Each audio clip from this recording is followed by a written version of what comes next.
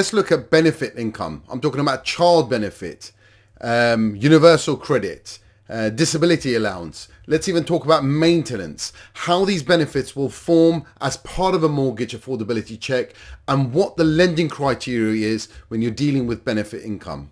So I'll catch you on the video.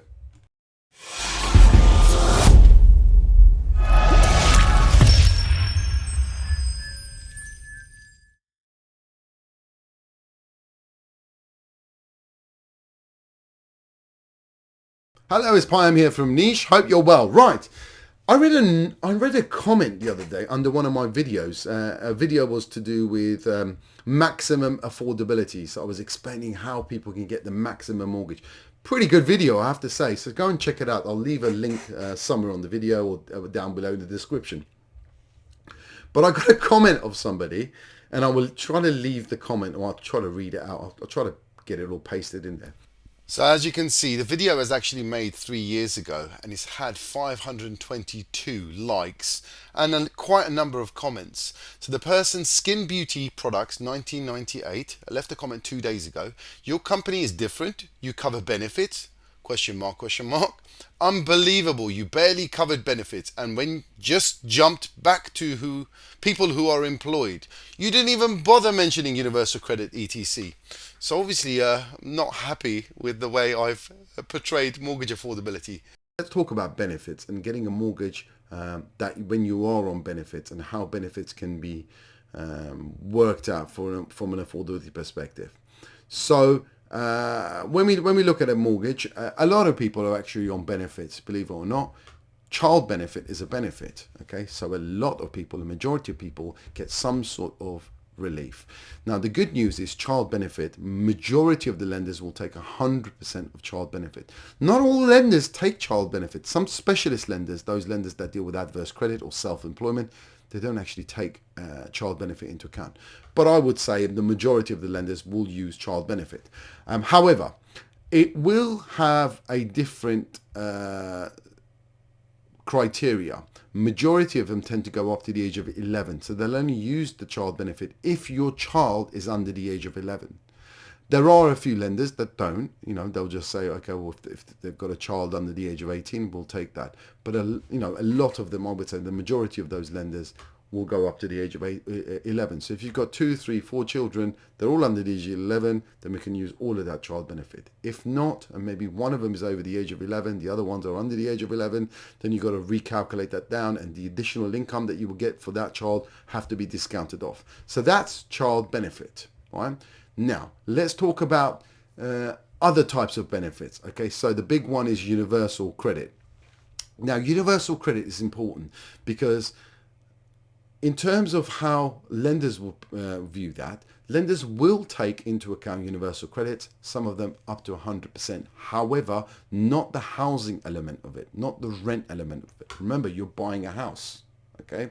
You're buying a house, you're refinancing a house. So they're not going to give you the rent element of it, okay? So that's important. And some lenders, if you're on universal credit, again, the specialist lenders, if you're on universal credit, but it's got a rent element to it, they will not use any of the benefit. Okay, so that's important around universal credit. And different lenders have got different rules. Some will take 60, some will take 65, others will take 100. In terms of evidence, they normally just want to see it on your bank statements. Some would want to see an awards letter, but majority of them will take it on a bank statement. So that's universal credit. Then you're talking about PIP, disability allowance, all of these other things. Again, there are lenders that will take 100% of it, depending on if it's going to be a long-running thing. If it's a short-term thing, then there's a little bit more explanation needed to be given. But long-term things, there are lenders that will take it.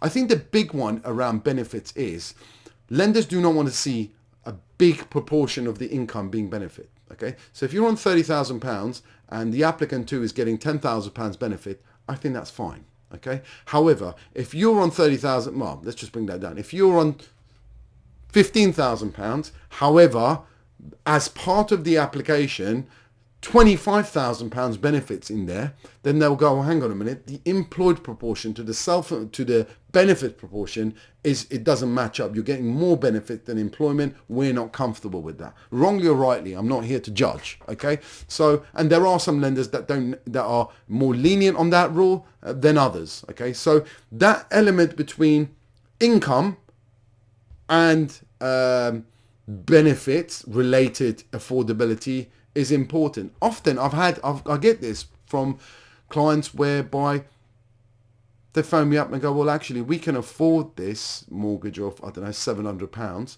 but all of their income is benefit. Now, it's a bit of a thing, because I don't think a lot of lenders do it. If they are lenders that are doing it, whether or not it's the right thing to do or not, I don't know.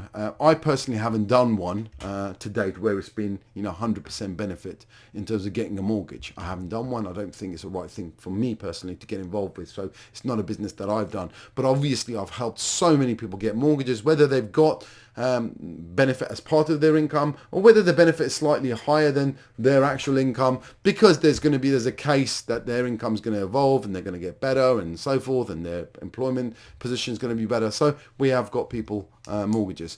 This really happens in regards to, and then let's touch on other types of benefit that are not necessarily benefits. So maintenance, okay? Let's talk about maintenance. So child maintenance, okay? So you split up with your partner, you've got a couple of kids, child maintenance. There's two types of child maintenance when it comes to things. The first is court ordered. So if the court has ordered it, then you're pretty much good to go, right? Maybe they would want a couple of months worth of history, but if it's court ordered, you're good to go. If it's not court ordered, then lenders would want to see a track record of you receiving that. Now, I would say some have got 6 months, some have got 12 months, and they'll take that for affordability. So if your partner's giving you £350 towards the kids, then that could be taken as income in regards to affordability.